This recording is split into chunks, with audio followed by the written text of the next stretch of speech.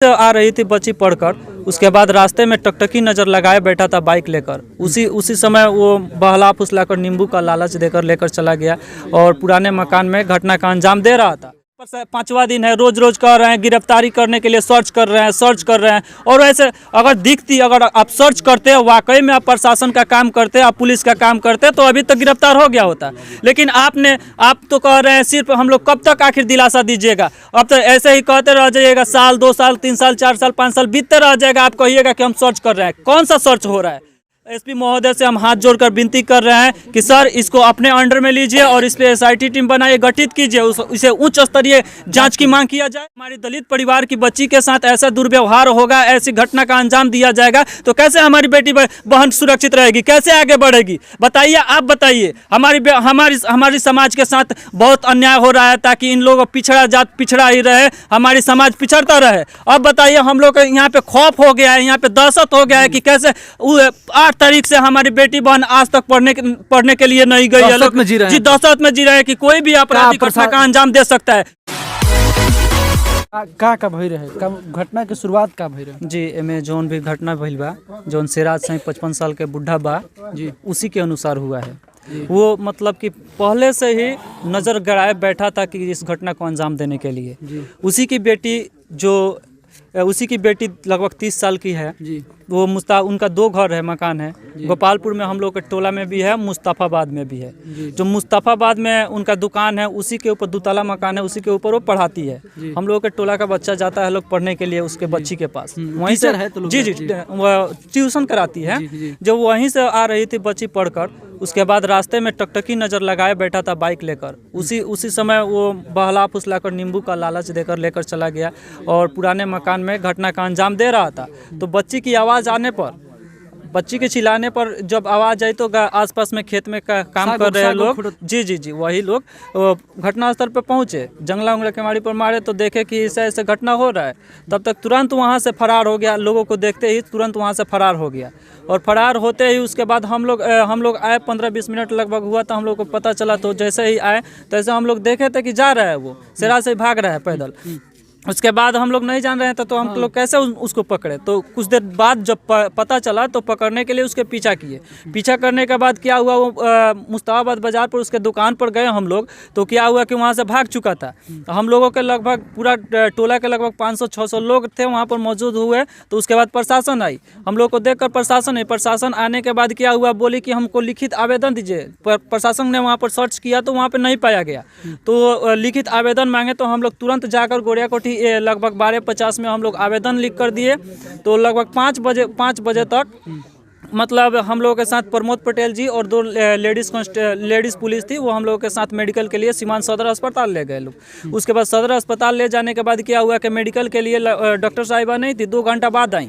2 घंटा बाद आने के बाद उसमें भी वो पैरवी कर रहा था लोग। उसके कुछ जो मन बड़े लोग हैं जो दलाली में लगे हुए हैं, स्थानीय दलाल हैं, नेता के रूप में हैं, वो जो जाति के रूप में वोट बटोरते हैं, वो सभी लोग वहाँ पर मतलब मौजूद थे उधर अगल बगल में। और वो पैरवी कर रहे थे कि मेडिकल ना हो। कैसे भी हम लोग मतलब मेडिकल कराए, ठीक है। वो बच्ची का मेडिकल हुआ। उसके बाद क्या प्रमोद पटेल से मतलब मेडिकल का पहले प्रमोद पटेल से बहस डॉक्टर साहिबा का हो गया था कि हम लोग मेडिकल नहीं करेंगे बिना FIR का। उसके बाद प्रमोद पटेल जी ने बिना कांड संख्या लिखे हुए उनको दिया, अपना एक आवेदन दिया कि इस बच्ची के साथ मेडिकल किया जाए। जब मेडिकल हो गया तो हम लोग रिपोर्ट मांगे तो रिपोर्ट वहाँ से नहीं मिला हम लोग को। वो लोग बोले कि प्रशासन को मुहैया कराया जाएगा। उसके बाद क्या हुआ कि हम लोग को उसी समय लाकर गोपालपुर में छोड़ दिए लोग। हम लोग के घर प्रशासन छोड़ दिया, उस प्रशासन चली गई। 24 घंटा बाद भी देखते रह गए हम लोग, कुछ नहीं हुआ था। मतलब जो आरोपी था वो ऐसे गाँव के अगल बगल ही घूम रहा था।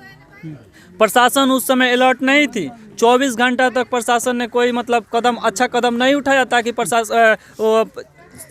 कहा जाए तो प्रशासन भी लगभग इसमें दिख रही है कि मिली जुली है। जैसे में इसीलिए तो हम लोग उसी समय हम लोग आवाज़ उठाए, कुछ बजरंग दल के साथी लोग और सभी हम लोग के समाज के लोगों ने वहाँ पर खड़ा हुआ, हम लोग के साथ स्टैंड हुए। उसके बाद मीडिया पत्रकार महोदय लोग, उन्हीं लोग का देन है कि ये मैटर जो हाईलाइट हुआ। उसके बाद क्या हुआ, इसको संज्ञान में लिया गया। जब संज्ञान में लिया गया तो अब कह रहे हैं प्रशासन महोदय, आज बताइए 5वां दिन है, रोज रोज कह रहे हैं गिरफ्तारी करने के लिए सर्च कर रहे हैं। और वैसे अगर आप सर्च करते हैं, वाकई में आप प्रशासन का काम करते, आप पुलिस का काम करते, तो अभी तक गिरफ्तार हो गया होता।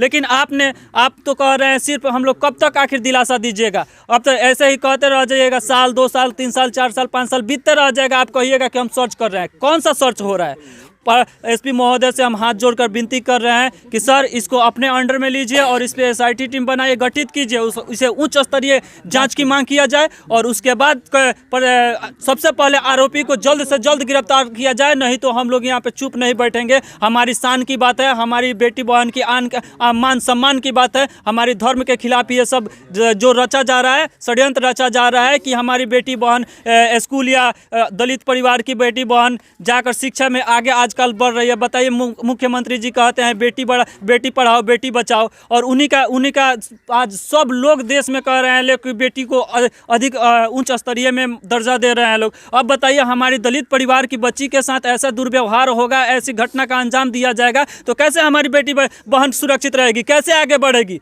बताइए, आप बताइए। हमारी समाज के साथ बहुत अन्याय हो रहा है, ताकि इन लोगों पिछड़ा जात पिछड़ा ही रहे, हमारी समाज पिछड़ता रहे। अब बताइए, हम लोग यहाँ पे खौफ हो गया है, यहाँ पे दहशत हो गया है कि कैसे 8 तारीख से हमारी बेटी बहन आज तक पढ़ने के लिए नहीं गई है। दहशत में जी रहे हैं कि कोई भी आपराधिक घटना का अंजाम दे सकता है, कोई भी कुछ भी कर सकता है। बताइए, कब तक हम लोग दहशत में जिएंगे? आपका नाम? जी, मेरा नाम मुकेश कुमार शाह है, मैं इसी गाँव का हूँ। मेरा भगनी लगती है वो बच्ची।